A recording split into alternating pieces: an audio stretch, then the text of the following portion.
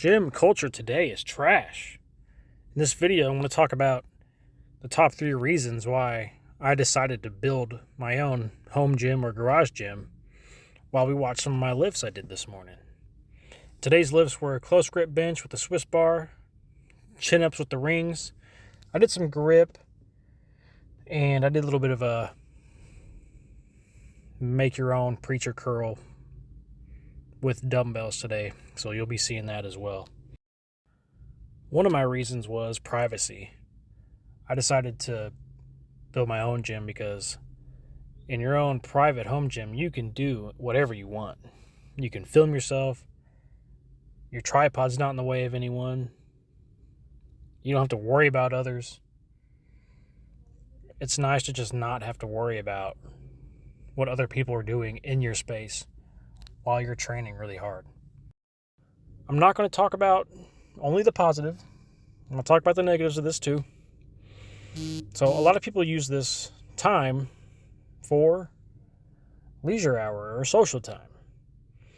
So if you require the gym for your social life, if you want it to be a nightclub or a bar to you, then the con of having your own gym is you're going to train mostly alone.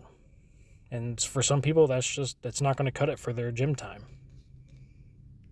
Another awesome thing about the privacy part of it is you can do any dang thing you want. You can do a Joel Seedman workout and no one will make fun of you. How cool is that? You can do all kinds of wacky new experiments, try new things, and find out what works for you. They're without any judgment. It's the actual real judgment-free gym. Number 2 is going to be there's no line for equipment.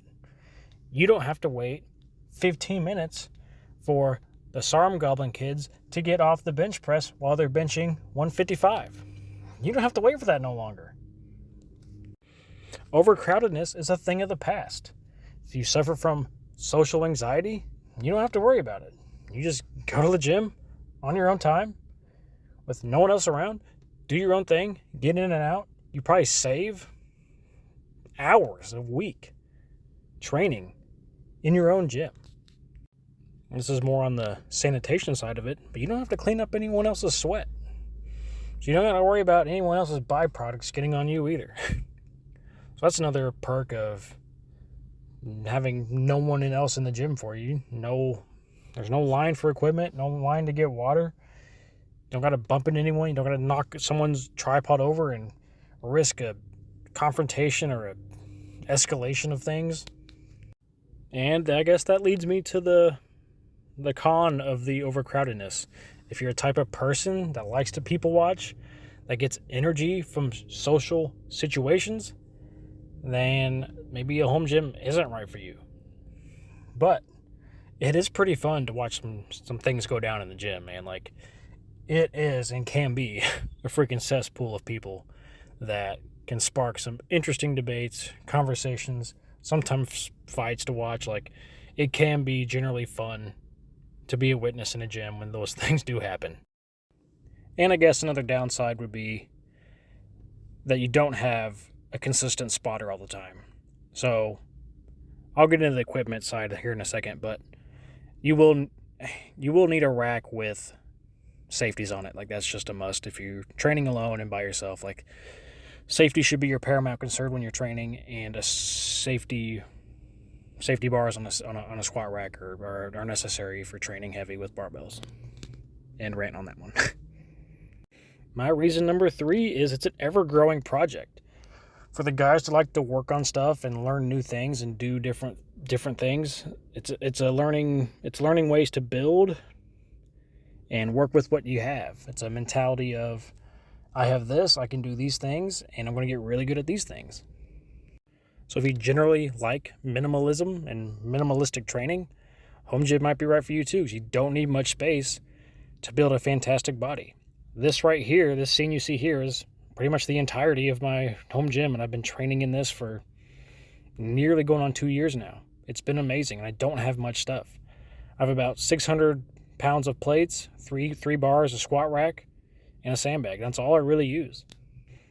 And one other con of just having a home gym is you're going to need the space. So the people that living in apartment complex or living places where they just don't have the space, I get you. I feel for you. I live in an apartment, but I was able to rent out one of the garages in the apartment, and I use it for my training. I don't think anyone else in my whole complex uses their garage unit for training, but I was lucky enough to be able to build this and do what I can, and it just gets balls hot in the summer too. So if temperature's a thing for you, if you require coolness, then if you're in the summer, sometimes having the garage gym can be daunting. Sometimes it gets up to 100 degrees in there. It's a sauna. So you really got to choose your times and pick your battles when to train. And I usually do it in the morning, or if it's cool enough, I'll do it in noontime. Commercial gyms just aren't what they used to be for me. After having the privacy and starting my own gym and working on myself, building this up, I just realized how much time I wasted in home gym or in commercial gyms. I like this endeavor way more, and I wish a lot more people would try to do it. Now, I always thought it would be cheaper to go this route, but it's not, because you got to buy all the equipment. So it's one thing versus another thing, but to me, commercial gyms are just dead.